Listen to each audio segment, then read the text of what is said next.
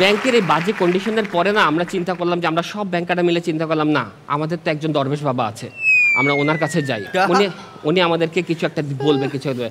তো আমরা গেছিলাম সালমান শেয়ার রহমানের কাছে।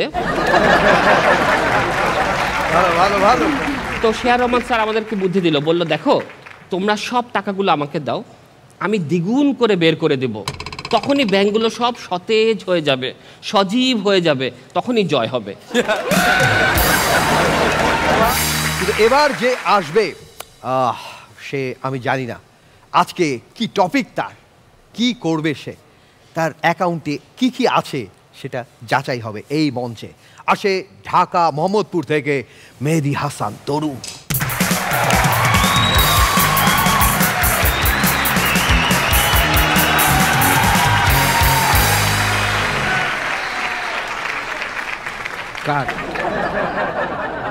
ভালো, ব্যাংক হচ্ছে এমন একটা অর্গানাইজেশন যারা মানুষকে লোন দেয়, সে খুঁজে খুঁজে সেই মানুষটাকে লোন দেয় যার টাকার দরকার নেই। আর যেই মানুষটার ব্যাংক ছাড়া এই পৃথিবী, বউ বাচ্চা ফ্যামিলি সব বেকার, সেই হচ্ছে ব্যাংকার। আপনি তো অনেক বিয়েতে অ্যাটেন্ড করছেন তাই না? ওইটা বলি নাই, ওভারঅল বিয়েতে অ্যাটেন্ড করছেন। তো খেয়াল করে দেখবেন যে বিয়েতে বউ বা পাশে বসে আর ছেলে ডান পাশে বসে, রাইট? কেন? নর্মাল মানুষ বলবে হার্ট বা পাশে থাকে তাই বউকে পাশে রাখি না, কিন্তু আমি তো ব্যাংকার, আমি তো এভাবে বলতে পারি না। আমি বলবো যে কোনো প্রফিট ডান পাশে আর লস বা পাশে। আচ্ছা বলেন তো, একটা ব্যাংকারের সবচেয়ে বেশি আনন্দের জায়গা, ভ্যাকেশনে যাওয়ার প্লেসটা কোনটা হইতে পারে? চেক রিপাবলিক। এখন মানুষ কিন্তু এখন ব্যাংকে ওরকম যায় না, সবাই কিন্তু বুথে থেকে টাকা পয়সা তুলে নেয়। তো সেদিন আমি আমার ব্যাংক থেকে নিচে নেমে দেখি বুথে একটা সিরিয়াল, মানুষের সিরিয়াল টাকা তুলবে। তো এত সিরিয়ালের মাঝখানে অনেকে আবার শুনে রেডিও শুনতেছে। তো এই পুরো ব্যাপারটাকে আপনারা কি বলবেন? Booth FM. এই হাসর মঞ্চে না সবার মধ্যে একটা এক্সাইটমেন্ট ছেলেদের মধ্যে, তাই না? যে ফারিয়া কবে হবে কার, তাই না? হ্যাঁ, ওর জন্য আজকে আমি ব্যাংকার। আমি আমার কিছু এক্সপিরিয়েন্স শেয়ার করি। হ্যাঁ, সেদিন আমার কাছে একজন কাস্টমার আসলো, উনি অ্যাকাউন্ট পেড চেক নিয়ে এসছে। তো আমি সব প্রসিডিওর করে ওনাকে বললাম, স্যার অ্যাকাউন্ট পেড চেকটা তো কমপ্লিট করেছি, আপনি 72 আওয়ার্সের মধ্যে আপনার অ্যাকাউন্টে টাকাটা পেয়ে যাবেন। ওনার নাম ছিল মিস্টার মানিক। উনি এই বিচেতে গেল, আমার টাকা এখন লাগবে, আমি এখন চেক দিচ্ছি, এখন টাকা দিবেন কেন? এখন না। বললাম স্যার একটা প্রসিডিওর আছে, সেটা হচ্ছে গিয়ে আপনি যে ব্যাংক থেকে চেকটা পেয়েছেন সেটা আমাদের ব্যাংকে আসবে, তারপরে আপনার অ্যাকাউন্টে যাবে, তারপর টাকা পাবেন। এইসব রাবিশ রুলস আমি মানি না। আমি মুরব্বী, আমি বলি ধরেন আপনি কোথাও হেঁটে যাচ্ছেন কবরস্থানের পাশ দিয়ে, হঠাৎ করে আপনি স্ট্রোক করে মারা গেলেন, আপনাকে কি কলা পাতায় শুয়ে কবর দিয়ে দিবে? আপনাকে বাসায় নিয়ে যাবে, তারপর ওখানে গোসল গা ধোয়াবে, তারপর আবার কবরস্থানে নিয়ে আসবে, রাইট? আরেকটা কনজিউমার ছিল, উনি ডিপোজিট করবে টাকা। তো আমাকে টাকা দিল, আমি টাকা গুনে দেখলাম যে 2টা নোট ছিঁড়া আর একটা হচ্ছে গিয়ে জাল নোট। তো আমি বললাম যে ভাই এগুলো একটু চেঞ্জ করে দেন স্যার। বলে এগুলো চেঞ্জ করতে হবে কেন, আপনি দেখে দেন। আমি বলি ব্যাংক আসলে কি কোনো রকম জাল বা হচ্ছে গিয়ে ছিঁড়া টাকা নেয় না, আমি ব্যাংকে টাকা দিচ্ছি নাকি, আমার টাকা আমার অ্যাকাউন্টে রেখে দেন, আমি বুঝে নিব। সেদিন নোয়াখালীর একজন আসছিল, ওই যে ভাইয়ের এলাকার বজরা বাজার থেকে এক কাকা আসি বলল যে বাবারে তোর শাশির অ্যাকাউন্টে কোকা টিয়া আছে আর এই টিয়াটি তুলি দে। তা আমি দেখে দেখলাম এভরিথিং ইজ ওকে, আমি টাকা তুলে দিয়ে দিলাম। শাসাইন তোর শাশির অ্যাকাউন্টে আর কটিয়া আছে আর একটু কসাইন। আমি কে সরি আমরা কোনো ইনফরমেশন শেয়ার করতে পারি না। না এটা তো তোর শাশি আর বউ, আমি তো ব্যাগ কিছু দেখছি আর এটা দেখতেই তো ননে।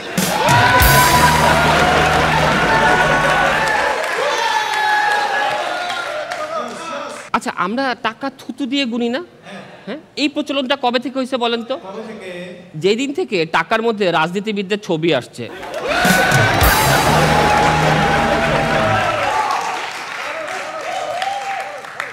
আচ্ছা থুতু থেকে মনে পড়লো, আমার একটা গার্লফ্রেন্ড ছিল ব্যাংকার, তো সেই রোমান্টিক সময়টাতে না ওইভাবে বলতে পারি না কিছু। তো একদিন খুব ক্লোজলি ছিলাম আমরা, মানে আমি যে তাকে বলবো কিভাবে বলবো, আমি তো ব্যাংকার বলতে পারি না। তো আমি ব্যাংকের ভাষায় বললাম, এই শোনো তোমার অ্যাসেটগুলো যদি আমাকে দাও আমি তোমাকে ইন্টারেস্ট দিব। সেদিন আমার বউ আমারে বলতেছে, আচ্ছা টিভিতে যে এত পড়তেছি যে মুদ্রাস্ফীতি ইনফ্লেশন এটা কি? আমি বললাম দেখো এটা যদি তোমাকে আমি ব্যাংকের ভাষায় বোঝাই তাহলে তুমি বুঝবা না, আমি তোমাকে তোমার ভাষায় বোঝাই। ধরো তোমাকে যখন আমি বিয়ে করে আনছিলাম তখন তোমার বয়স ছিল কম, তোমার ছিল 36, 24, 36, ঠিক আছে, কিন্তু তোমার ভ্যালু আমার কাছে ছিল অনেক। এখন তোমার বয়স বাড়ছে, 2টা ট্যাবলেট ক্যাপসুল হয়েছে, তোমার হয়েছে 46, 38, 42, তোমার অনেক, কিন্তু আমার কাছে তোমার ভ্যালু কম।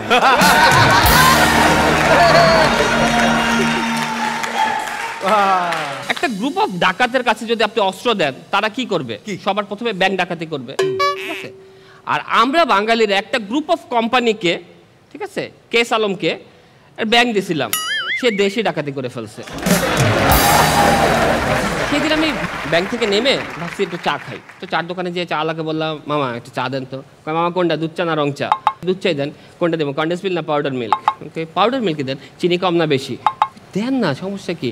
সরি, দুধ চা হইব না। কিন্তু তাহলে এত করে জিগেলেন কে? হ্যাঁ, আপনার ব্যাংকের বুথে যখন যে আমি কার্ডটা দেই তখন দেখা যায় এটা কারেন্ট অ্যাকাউন্ট না সেভিং অ্যাকাউন্ট? দিলাম সেভিং অ্যাকাউন্ট। 2000 নেবেন না 5000 নেবেন? দিলাম 5000। টাকার অ্যামাউন্ট কনফার্ম করেন, ইয়াস অর নো? দিলাম ইয়াস। রিসিপ্ট চান কিনা? ইয়াস অর নো? নো। তারপরে কয় দুঃখিত, বুথে টাকা নেই।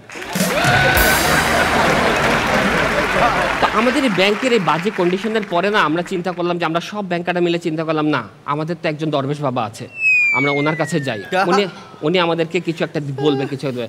তো আমরা গেছিলাম সালমান শিয়ার রহমানের কাছে। তো শিয়ার রহমান স্যার আমাদেরকে বুদ্ধি দিল, বলল দেখো তোমরা সব টাকাগুলো আমাকে দাও, আমি দ্বিগুণ করে বের করে দেব, তখনই ব্যাংকগুলো সব সতেজ হয়ে যাবে, সজীব হয়ে যাবে, তখনই জয় হবে।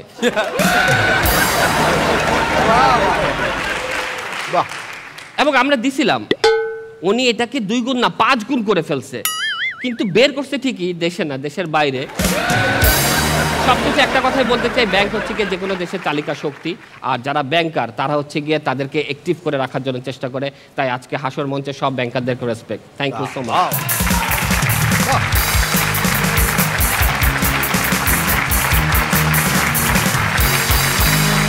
কেস আলম ঘেটে ঘেটে শুধু একটা কথা বলতে চাই, give me alone and leave me alone. Okay, শুরুতেই আমাদের পলাশ ভাই। Very, very sensible performance. Perfect expression, perfect timing, perfect punch. Super, super. Thank you so much, bhai. Thank you. কোন ব্যাংকে আপনার কত আছে লোন? আমার কোনো লোন নাই। ওকে, আমি অ্যালোন। অ্যালোন। আমিন খান। তরু, আজকে বাসায় গেলে খবর আছে তোমার। মুদ্রাস্ফীতি ও সাথে নিয়ে এসছো, এখান থেকে বেরো, খালি লাঠি রেডি আছে। কিন্তু আমি নিজেও কিন্তু জানি না এই মুদ্রাস্ফীতি জিনিসটা কি। আজকে মোটামুটি একটু বাহ্যিক ধারণা হলো আর কি, বউকে বোঝানোর মতো। Performance was wonderful, beautiful, super super. Thank you. Shabnam Faria. বাহ,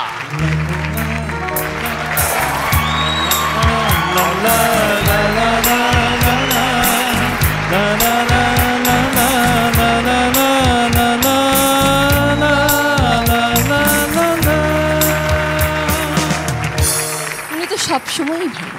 জি, নতুন করে আর কি বলবো, খুব ভালো।